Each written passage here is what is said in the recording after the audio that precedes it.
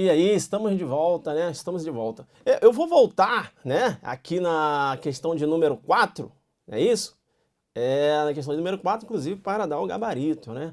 Já dava para resolver aí com a nossa explicação. Vem para a tela então, né? Questão de número 4. Então veja, a questão número 4 é errada, né? Por quê?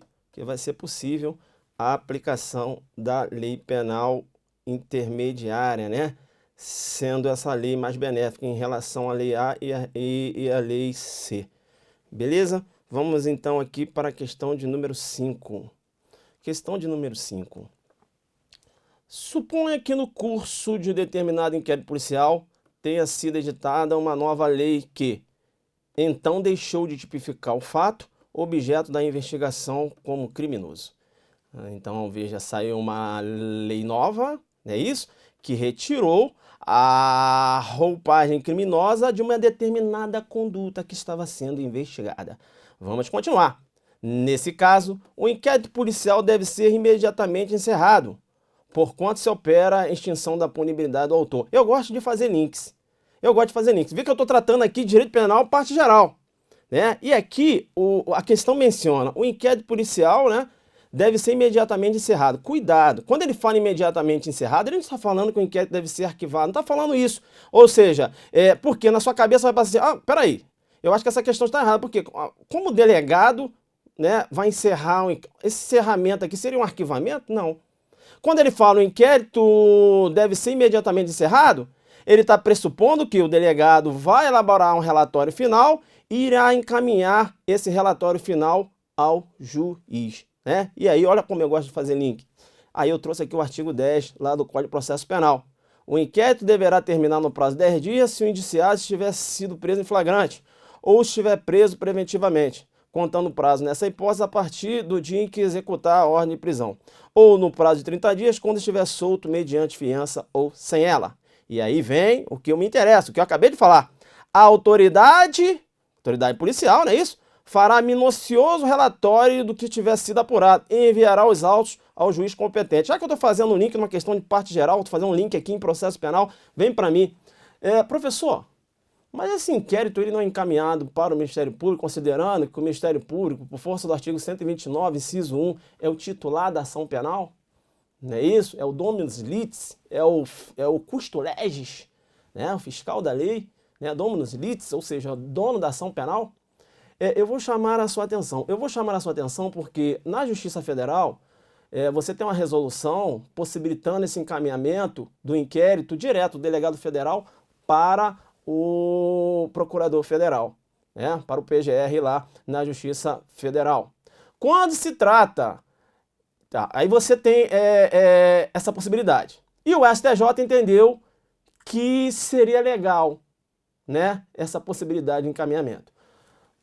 Por outro lado, no outro giro, né, seguindo uma concepção diversa, eu tenho decisão do STF, entendendo pela inconstitucionalidade uma lei estadual do Rio de Janeiro, que estabeleceu essa tramitação, MP, delegado estadual e MP. Entendeu? Entendeu pela inconstitucionalidade. Mencionando o STF que deve seguir o que descreve lá o artigo 10, parágrafo único. Então, se liga. A questãozinha de processo penal. Caiu lá na sua prova. Segundo o CPP, meu irmão, segundo o CPP. Professor, o MP é titular da ação penal. Eu tenho uma resolução lá da Justiça Federal possibilitando encaminhamento direto para o juiz, para o MP. Meu irmão, a questão está perguntando segundo o CPP. E segundo o CPP, artigo 10, parágrafo 1º, o que ele menciona? Vem para a tela. A autoridade fará um minucioso relatório do que tiver sido apurado e enviará os autos ao juiz competente. O inquérito deve ser encaminhado ao juiz competente. Beleza? Tranquilo? Legal. Entendeu como eu fiz um link aqui? Fui em processo penal, voltei. Voltei porque eu estou aqui tratando da parte geral. E veja que na questão menciona que saiu uma lei, foi editada uma lei, essa lei tirou a roupagem criminosa de uma determinada conduta, o inquérito, né, a questão menciona, né, nesse caso, o inquérito deve ser imediatamente encerrado, e aí, né, eu vou entender como relatado e encaminhado ao juiz, porquanto se opera a extinção da punibilidade, aqui está correta a questão.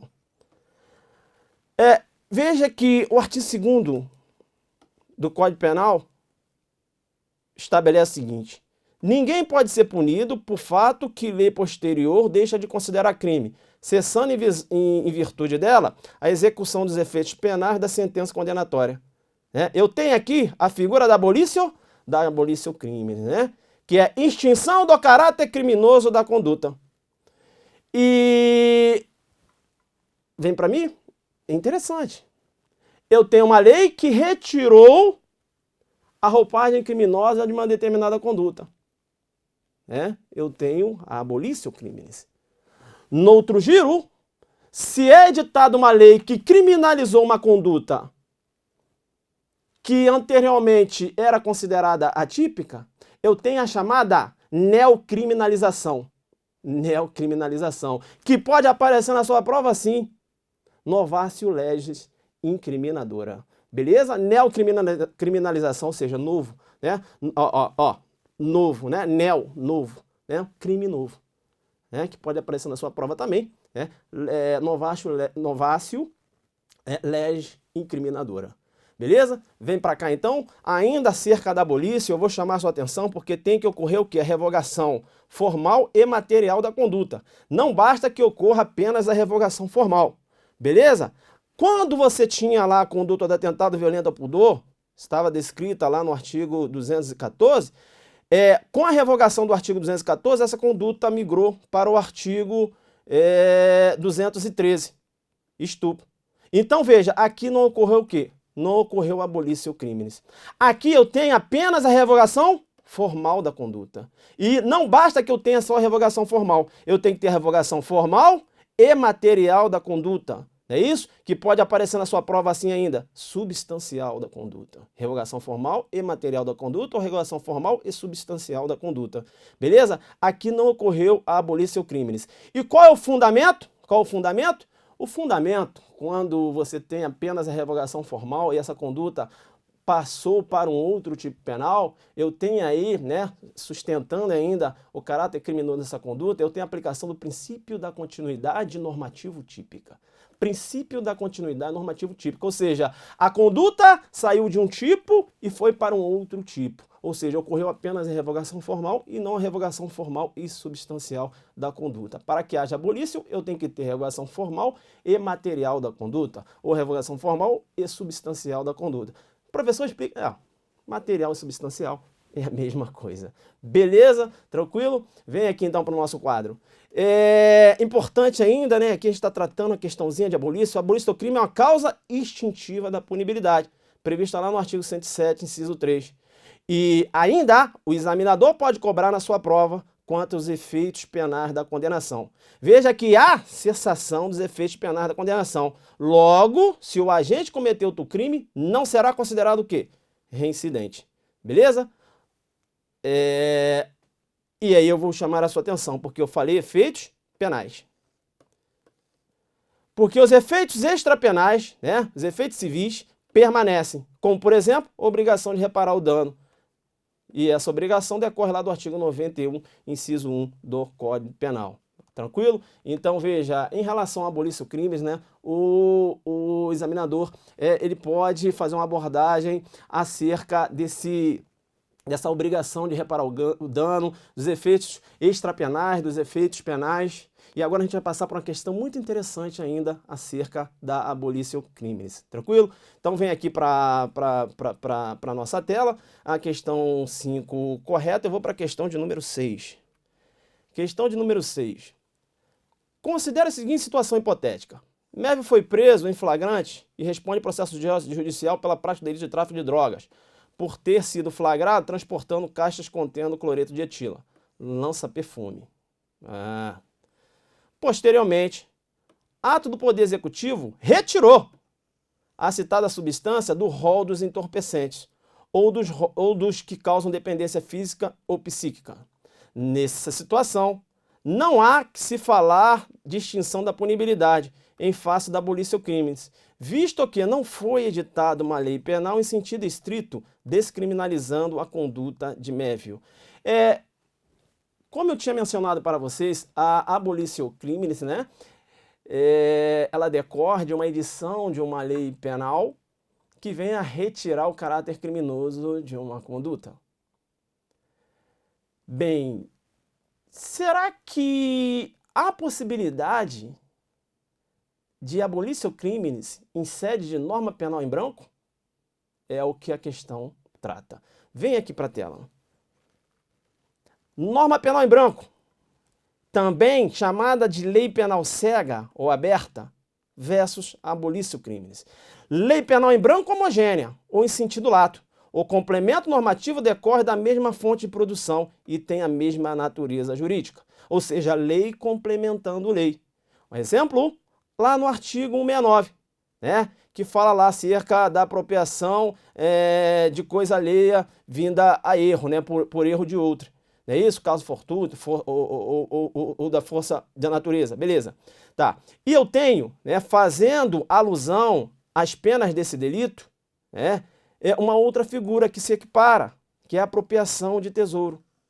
Né? Veja que na mesma pena incorre, aí vem, quem acha tesouro em prédio alheio e se apropria no todo ou em parte da cota a que tem direito o proprietário do prédio. Tesouro. Mas o que é tesouro? Aí vem o Código Civil e menciona, no artigo 1264, né? O depósito de coisas antigas preciosas, oculto ou de cujo dono não haja memória, será dividido por igual entre os proprietários do prédio e o que achar o tesouro casualmente. Ou seja, tesouro, na verdade, é o depósito de coisas, depósito antigo de coisas preciosas. Ou seja, o direito civil, né, complementando aqui o direito penal. Norma complementando norma. Lei penal em branco, homogênea. Eu também tenho uma lei penal em branco heterogênea, ou em sentido estrito. O complemento tem natureza jurídica diversa e é emanada de órgão distinto. E aí aquele exemplo que a gente sempre conhece, né, e é até o exemplo da questão, eu tenho a Lei 11.343/06. Não é isso? Editada pelo Poder Legislativo Federal e complementada pelo Poder Executivo através da portaria, portaria da Anvisa, né? Portaria SVS-MS 344, lá do Poder Executivo. Então aqui eu tenho a norma penal em branco heterogênea. Depois que a gente revisitou, né, aqui a norma penal em branco, você tem norma penal em branco ao quadrado, norma penal em branco de fundo constitucional, norma penal em branco às avessas, ao revés ou invertida. Não é o caso aqui, eu não tenho como, né, dar uma aula aqui acerca de norma penal em branco, que você vai fazer o estudo aí na sua casa, beleza? Eu só fiz uma abordagem de norma penal em branco aqui, porque a gente, né, citou a norma penal em branco. E quando cita, eu venho aqui e jogo duro. Tranquilo? Bacana. A pergunta que se faz é o seguinte: há possibilidade de abolir seu crime em sede de norma penal em branco? Então o Tício, ele foi preso, né, traficando cocaína, um exemplo. Cocaína. Beleza? E aí saiu, ou melhor, o Poder Executivo retirou da portaria da Anvisa a cocaína. Se ele retirou da portaria da Anvisa a cocaína, quer dizer que a cocaína não é considerada mais o quê? Substância entorpecente. Se não é considerada mais substância entorpecente, né, essa cocaína, essa substância que ele traficou aqui não tem mais caráter, não tem, essa conduta, né, não tem mais um caráter de conduta criminosa. Então, veja, há a possibilidade do reconhecimento da abolício crimes. Agora, veja, a abolício crime vai incidir em sede só da cocaína, beleza? Não é lá do artigo 33, ou seja, o tráfico não é mais considerado crime, não. O tráfico de cocaína, entenderam ou não? Bacana? Então a gente vai voltar aqui na questão, beleza? Aí aqui eu tenho o Poder Executivo, ele retirou o cloreto de etila lá da portaria da Anvisa, então aqui sim operou-se a abolício crimes.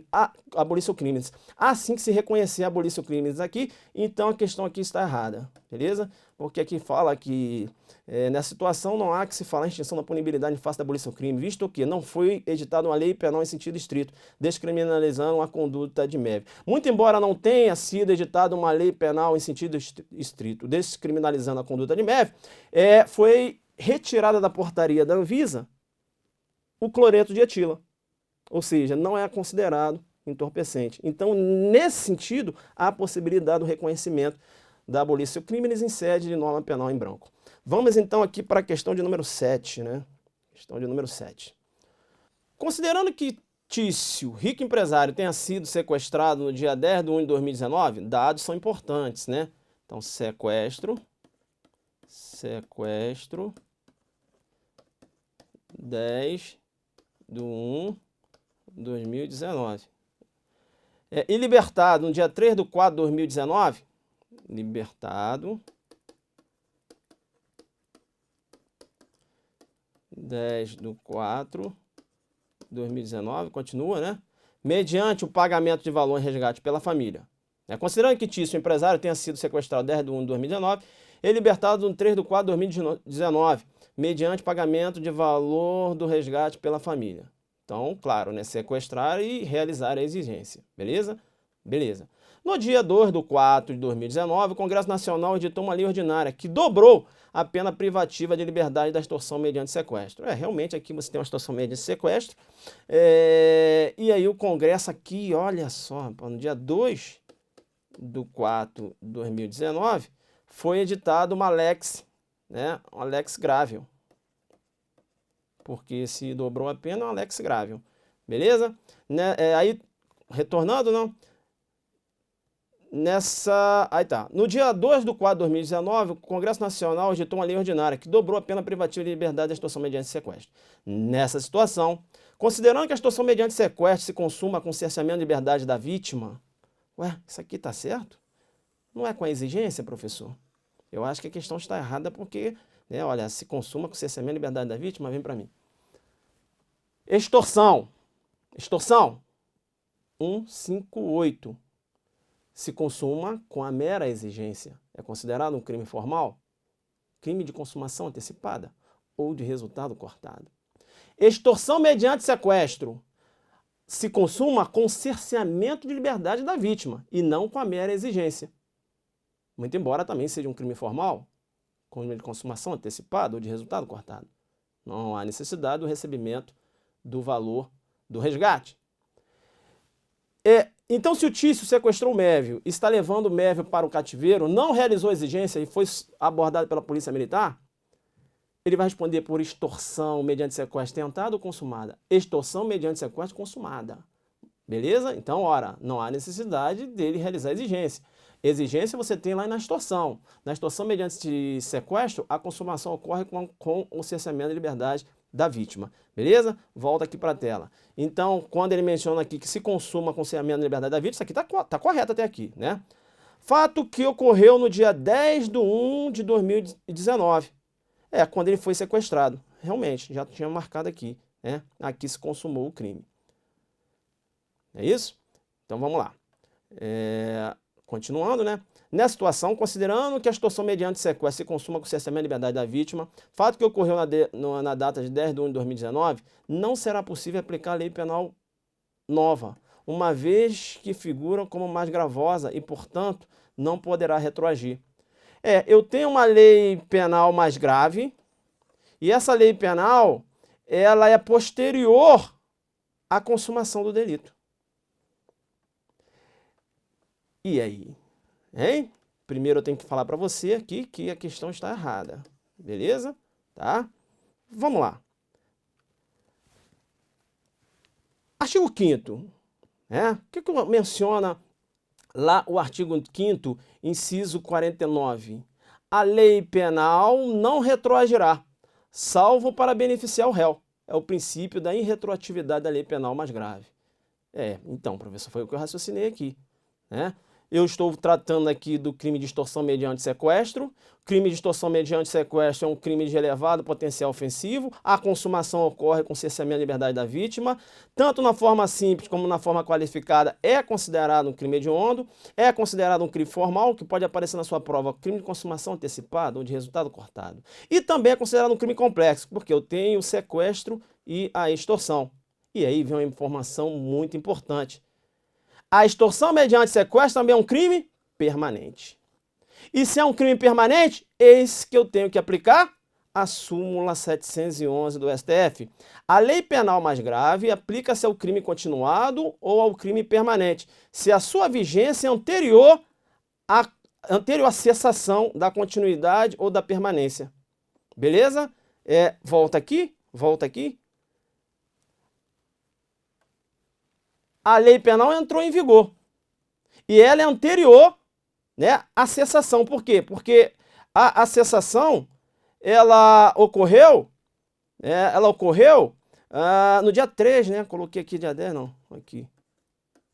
Ela ocorreu no dia 3 de 4 de 2019, que ele foi libertado. E a lei entrou em vigor um dia antes. Então aqui eu tenho a aplicação da súmula 711. Beleza? Tranquilo? Aqui eu tenho a aplicação da súmula 711. E agora eu vou chamar a sua atenção. Cuidado com a pegadinha. Crime permanente continuado versus lei posterior benéfica. Vem aqui agora. Extorsão mediante sequestro. Esse mesmo exemplo. E aí, volta aqui, volta na tela. Extorsão mediante sequestro. Não é isso? Opa, vem cá. Olha, pena, reclusão de 8 a 15 anos. Vem para mim agora. É um crime de elevado potencial ofensivo. De 8 a 15 anos. Saiu uma lei nova. Passando a pena de extorsão mediante sequestro, quebrando galho. Né? De 1 a 6 anos. É uma lei penal. É uma lei penal que é benéfica em relação à pena anterior da extorsão mediante sequestro. E o tício mantém a vítima em cativeiro. Entendeu? Eles mantêm a vítima em cativeiro, o cessamento ocorreu com a pena da extorsão mediante sequestro anterior, e agora sai uma lei nova, abrandando a pena da extorsão mediante sequestro. Eu vou aplicar a lei nova? Ora, é um crime permanente. Não é isso? Sendo crime permanente, tem que aplicar a súmula 711? Aí vem a pegadinha de prova. Cuidado. Cuidado. A súmula 711 aplica-se se há um crime permanente e eu tenho uma lei posterior mais gravosa. Aí ela é aplicada. Professor, deixa eu ver se eu consegui entender. Então quer dizer que se eu tenho um crime permanente, se é uma lei penal benéfica e o autor ainda está com a vítima, será aplicada a lei penal benéfica. Então veja, cuidado, que o examinador ele pode aprontar para você. Ele coloca um crime permanente, beleza? Tranquilo? Aí coloca uma edição de uma lei, mas essa lei é benéfica. E aí você vai raciocinando com a súmula 711, vai entender que se aplica a lei mais grave. Porque súmula 711, mas você acaba esquecendo que a súmula 711, a concepção, é quando você tem um delito permanente ou continuado e sai uma lei penal mais gravosa. Entenderam ou não? Aqui eu inverti. Eu coloquei o agente praticando um delito, na vigência de uma lei penal mais grave, né? Na vigência de uma lei penal mais grave, uma escala penal mais grave, e aí sai uma lei nova, abrandando a pena. Você vai aplicar a lei penal benéfica. Entendeu? Se é um crime permanente, aí vai entrar essa lei penal benéfica. Então, cuidado com essa pegadinha, né? Corta aqui para a tela. Então, coloquei aqui, ó. Cuidado com a pegadinha. Crime permanente ou continuado versus lei posterior benéfica. Aí você não aplica. Aqui, aí você não aplica, né? Nessa situação aqui, ó. Não. Você não vai aplicar. Né? Não vai aplicar aí. Isso? Não aplicar a súmula 711 do STF. Essa aí é uma questãozinha boa, né? Então, beleza. Volta aqui, né? A questão eu já dei como errada, que a gente fez essa explicação, jogamos duro, fomos em situação mediante sequestro, jogamos pesado. Vamos para a questão número 8. Marcos Alexandre, nascido às 22 horas do dia 15 de julho de 1990, subtraiu no dia 15 de julho de 2008, às 10 horas da manhã, a bolsa de Marinalda Peixoto, sendo imediatamente detido por um agente policial e conduzido à delegacia. Deixa eu ver se eu já coloquei aqui o horário. Ah, já, então ficou bacana. Beleza, quando a gente partir aqui eu vou jogar duro. Tá. Ao prestar depoimento, declara Marcos Alexandre ser menor de idade, uma vez que somente completaria 18 anos após as 22 horas do referido dia 15 de julho de 2008. Em relação ao fato narrado, é correto afirmar que Marcos é considerado menor de idade até as 22 horas do dia 15 de julho de 2008. Veja, vamos passar aqui. Beleza. Data do nascimento. Vou voltar aqui, já para dar a questão como errada. Beleza? Vamos lá agora. Data do nascimento. 22 horas do dia 15 de julho de 1990. Data do fato, 10 horas da manhã do dia 15 de julho de 2008. Ele alegou o seguinte, corta aqui para mim, ele alegou o seguinte, ora, eu nasci às 22 horas do ano de 1990 e eu pratiquei o crime às 10 horas da manhã do ano de 2008. Ora, eu sou menor. Eu sou menor por quê? Porque eu só vou completar 18 anos às 22 horas do ano de 2018. É a alegação dele. Será que essa alegação prospera? Essa alegação aqui no Brasil não prospera. Vem para a tela? Vem para a tela porque primeiro eu tenho que mencionar para você o seguinte, né?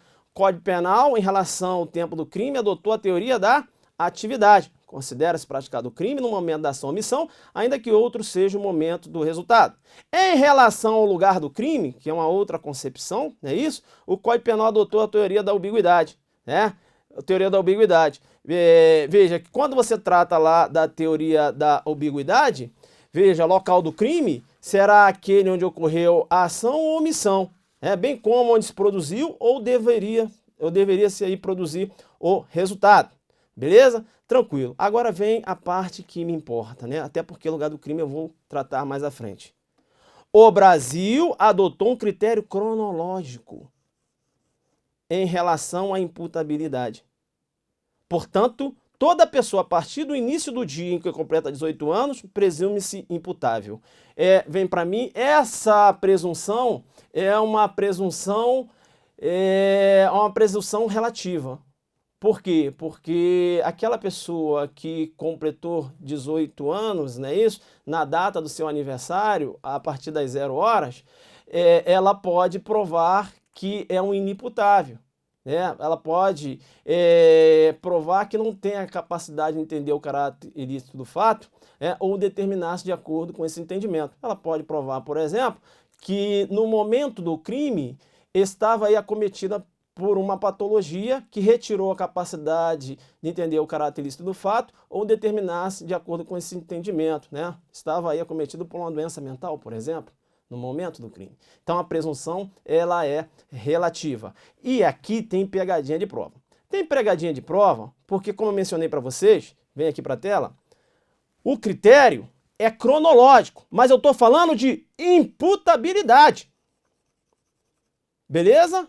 Cronológica, a partir das 0 horas eu vou considerar a maioridade penal, mas eu estou falando de imputabilidade. Eu estou falando de imputabilidade porque você pode fazer confusão. Quando eu trato de inimputabilidade, artigo 26, aí eu tenho adoção de outros critérios, mas é inimputabilidade. Aqui é imputabilidade. Imputabilidade, critério cronológico. Inimputabilidade, aí eu tenho adoção do critério biopsicológico como regra, né? É isento de pena um agente que por doença mental, desenvolvimento mental incompleto ou retardado era, ao tempo da ação ou omissão, inteiramente incapaz de entender o caráter ilícito do fato ou determinar-se de acordo com esse entendimento. A adoção do critério biopsicológico como regra. Eu vou chamar sua atenção aqui, já que a gente abordou, né, nessa questão, a gente jogando duro. Eu vou chamar sua atenção porque um louco que pratica um determinado fato considerado típico, né? Eu já posso dizer que esse louco praticou, vai responder penalmente? Melhor dizendo. Depende. Depende por quê? Porque essa patologia, doença mental, ela tem que afetar aquela pessoa no momento do crime. Se eu tenho uma pessoa que ela tem uma doença mental, mas ela tem momentos de lucidez e veja, e por ocasião de um momento de lucidez, é isso? Ela praticou um delito, mesmo sendo doente mental, vai responder penalmente. Beleza? Porque essa doença mental, ela tem que agir no momento da prática delituosa. Bacana? Vem aqui na tela, vem na tela. Vem na tela porque eu falei para você, para não fazer confusão.